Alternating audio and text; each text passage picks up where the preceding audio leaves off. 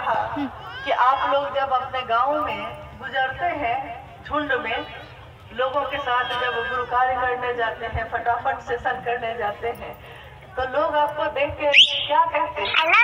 तो गुरु भाई गुरु बहनों ने बड़ी खुशी के साथ कहा कि लोग कहते हैं कि शिव चर्चा वाले जा रहे हैं। साहब ने कहा कि यही तकलीफ मेरी सबसे बड़ी है। मैंने तो चाहा कि लोग आपको देखें तो कहें कि शिव के शिष्य जा रहे हैं, और आपने ये क्या किया है कि लोग कहते हैं शिव चर्चा वाले जा रहे हैं। एक मामूली शरीरधारी गुरु का शिष्य भी जाता है, गुजरता है कहीं से, तो लोग कहते हैं कि अमुक गुरु का शिष्य जा रहा है।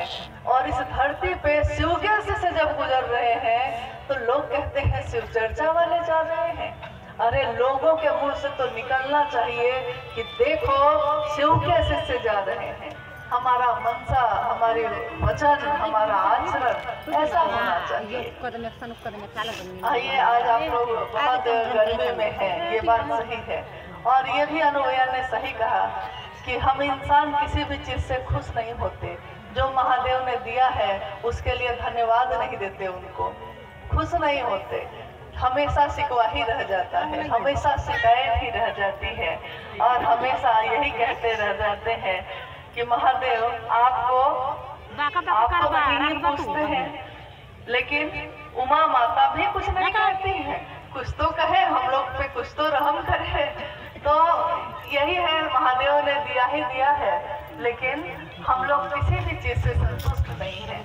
तो जब ये संतुष्टि आ जाए, हालांकि संतुष्टि है मुझको, ऐसा नहीं कि नहीं है, लेकिन आप लोग चूंकि धूप में है इसलिए थोड़ा कष्ट हो रहा था।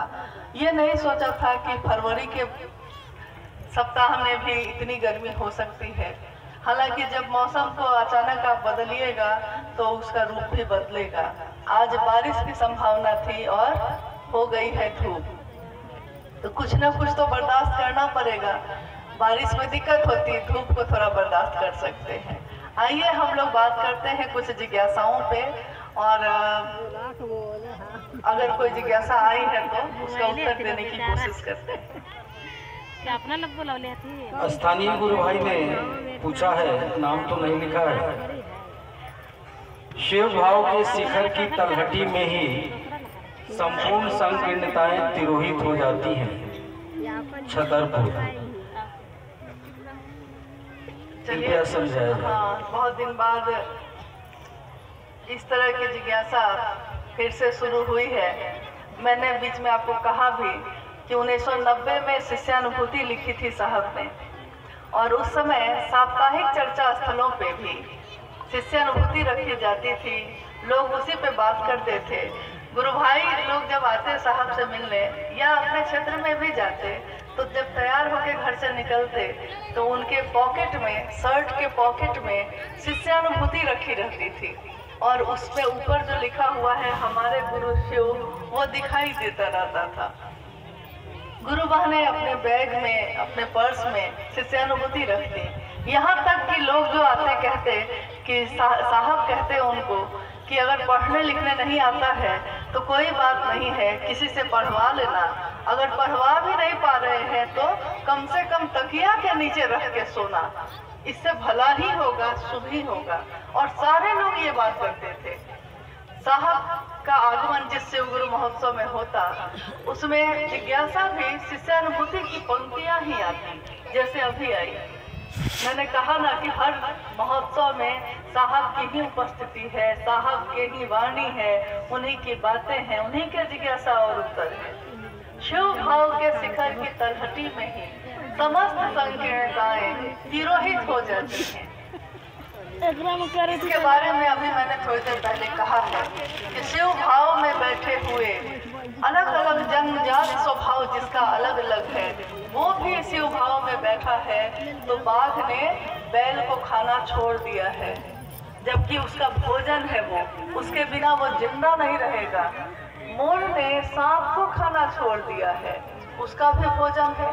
सांप ने चूहे को खाना छोड़ दिया है, उसका भी भोजन है। और हम आप तो इंसान हैं, हम आप एक दूसरे के भोजन नहीं है, लेकिन हमारा जन्मजात स्वभाव जो है वो है क्या? प्रेम, करुणा, ममता, सहानुभूति। लेकिन हम जन्मजात स्वभाव को भूलकर इस मौसम में जो विषैला है उसमें आकर जब शिव को भूल जाते हैं तो हमारा मन भी वैसा ही विषैला होने लगता है। इसीलिए हमको दूसरे की हर बात में शंका होती है। कितनी बार आपने देखा होगा कि कोई एक व्यक्ति बैठा है, थोड़ी दूर पे कोई दो व्यक्ति बात कर रहे हैं और हर कुछ देर के बाद वो व्यक्ति कहता है कि जानते हैं वो जरूर मेरे बारे में बात कर रहा है, जबकि ऐसा नहीं भी होता है। हो सकता है वो कुछ और बात कर रहा हो, लेकिन सामने वाले को लगता है कि वो मेरे बारे में बात कर रहा है। यानी जैसे ही मूल चीज को आप छोड़ेंगे, आपका ध्यान इन चीजों पे ही जाएगा कि कौन क्या कर रहा है। और इन बातों का जब कहते हैं ना कि जब जहर निकालने जाइएगा तो जहर के अंदर से जहर ही निकलता जाता है, कहीं उसमें अमृत नहीं निकलता। एक जगह जहर खो दिएगा तो जहर ही जहर निकलने लगेगा। एक जगह जब घृणा का बीज बोया जाता है तो फिर उसमें प्रेम के फूल नहीं खिल सकते हैं। लेकिन साहब हैदरानंद जी ने उसमें भी शिव शिष्यता का फूल खिलाया है। उन्होंने लिखा है, उन्होंने कहा है कि कांटों पे चढ़ के ही गुलाब खिलता है। दुनिया गुलाब के फूलों को देखती है, कांटों को कोई देखता भी नहीं। जो कांटे बोते हैं, जो कांटे बन के दूसरों को चुभते हैं। सुना होगा आपने कि कांटे की टक्कर हो रही है। कहीं होता है ना, कोई खेल हो रहा है, किसी में लड़ाई हो रही हो या क्रिकेट का मैच हो रहा हो, तो हम लोग कहते हैं कि कांटे की टक्कर हो रही है। लेकिन कांटों की टक्कर के बाद फूल का हार पहनाया जाता है। यानी कांटों का हार आपने कभी नहीं सुना होगा कि किसी ने पहनाया होगा। साहब कहते हैं कि दुनिया गुलाब के फूल को देखती है, कांटों को कोई देखता भी नहीं। हालांकि वो कांटे चुभन पैदा करते हैं, चुभते हैं, लेकिन तब भी शिव की शिष्यता के फूलों में सुगंध है, सुवासित है। वो दुनिया शिव की शिष्यता के फूलों की सुगंध को देखती है, कांटों को कोई देखता भी नहीं। इसीलिए शिव भाव के शिखर की तलहटी में ही, जैसे किसी पहाड़ की चोटी पे आपको जाना है, और अभी यहाँ तो पलामू में तो ऐसा नहीं है, मौसम के अनुसार रहता है, लेकिन आप अगर पहाड़ों पे चले जाइए तो मई और जून में यहाँ काफ़ी गर्मी होगी। लेकिन मई और जून के मौसम में भी अगर आप पहाड़ के पास जाइए तो पहाड़ पे अभी पहुँचे भी नहीं हैं। अभी पहाड़ से थोड़ा दूर है, शिमला चले जाइए, मनाली चले जाइए, तो अभी पहाड़ पे नहीं पहुँचे हैं, अभी पहाड़ के नीचे ही हैं। लेकिन हवाएं ठंडी होने लगती हैं। गाड़ी रोक के आपको जैकेट निकालना पड़ता है। यहाँ मई में आप पसीना पोंछ रहे थे, वहाँ मई में आपको हवा की ठंडक लगने लगती है। देखिए, शरीर से जैसे ही गए हैं तो तलहटी में ही ठंडक का आभास हो रहा है। अभी तो चोटी बाकी है। और मन, हमारा आपका मन जब शिव भाव के शिखर की तलहटी में ही जाता है, अभी विचार ही किया है, अभी थोड़ा थोड़ा भाव बना है, अभी प्रेम होने वाला है, कि तब तक जितनी भी संकीर्णताएं हैं वो तिरोहित हो जाती हैं। दूसरों से बैर खत्म हो जाता, दुश्मनी का भाव खत्म हो जाता, जाति पाति का भाव खत्म हो जाता, धर्म का भेद खत्म हो जाता, अमीर गरीब का भेद खत्म हो जाता। सारे शिव से एक साथ बैठते, एक साथ उठते हैं, एक ही थाली में खाना खा लेते हैं, सालों साल से शिव चर्चा में चल रहे हैं। कोई कहता है कि वो किस जाति का है, तो आप कहते हैं कि मैंने कभी पूछा ही नहीं, क्योंकि आपने इसकी जरूरत ही नहीं समझी। तो शिव की शिष्यता के बारे में साहब ने कहा कि जाति, धर्म, लिंग, संप्रदाय, वर्ण से परे है शिव की शिष्यता। यानी शिव की शिष्यता आध्यात्म का रास्ता है, उसमें इन चीजों का कोई मोल नहीं है। तो ये अपने आप तिरोहित हो जाती हैं। इसके लिए आपने कुछ अलग से प्रयास नहीं किया है, आपने सिर्फ शिव की चर्चा की है, आपने सिर्फ महादेव से दया मांगी है, बस महादेव को नमन किया है। इतने से ही संकीर्णताएं तिरोहित हो गई। तिरोहित होने का अर्थ होता है अपने आप खत्म हो जाना। जैसे कपूर को आप रखिएगा तो कपूर को अगर खुले में रख दीजिए, कुछ देर के बाद देखिएगा कि कपूर जो है पूरा का पूरा उड़ गया। अब वहाँ कपूर का जो टुकड़ा था वो है ही नहीं। हवा में घुल गया, कब उड़ गया पता ही नहीं चला। ऐसे ही हमारे आपके मन से भी ये बातें कब उड़ जाती हैं पता भी नहीं चलता।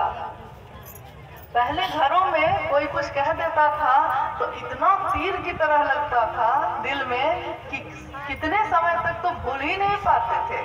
उसने मुझको ऐसा कहा, उसने मुझको ऐसा कहा, भूल ही नहीं पाते थे, इतना तेज दुख होता था। लेकिन अब क्या होता है कि महादेव की चर्चा में निकल गए तो कब भूल गए पता ही नहीं चला। अलग से कोई प्रयास नहीं किया हमने भूलने के लिए, याद ही नहीं रहा। भूल गया सब कुछ, याद नहीं अब कुछ, बस एक बात नहीं भूली। और गीत है ये कि जूली आई लव यू, कहता है प्रेमी कि मैं तुमको प्रेम करता हूँ, ये बस मुझको याद है। महादेव को मैं प्रेम करता हूँ ये मुझको याद है, लेकिन इसके बाद और क्या बात हुई थी वो मुझको अब याद नहीं है। भूल गया सब कुछ, याद नहीं अब कुछ। तो अपने आप ही ये संकीर्णताएं तिरोहित हो जाती हैं। स्थानीय गुरु भाई हैं रमेश जी और प्रयाग विश्वकर्मा लठैया। प्रश्न भी इन्होंने लिखा है, जिज्ञासा है कि शिव शिखर के शासन का विरोध करता है। साहब श्री ने पुस्तक में लिखा है कि गुरु की दया पाने के लिए वरीयता का अभिमान त्यागना होगा। साहब की लिखी हुई इस पंक्ति को कृपया समझाने का प्रयास किया जाए। जिज्ञासा बहुत खतरनाक है, उत्तर दें कि नहीं। शिव शिखर के शासन का विरोध करते हैं। और साहब ने चर्चा में भी जब ये बात कही थी उसमें भी उन्होंने कहा कि आप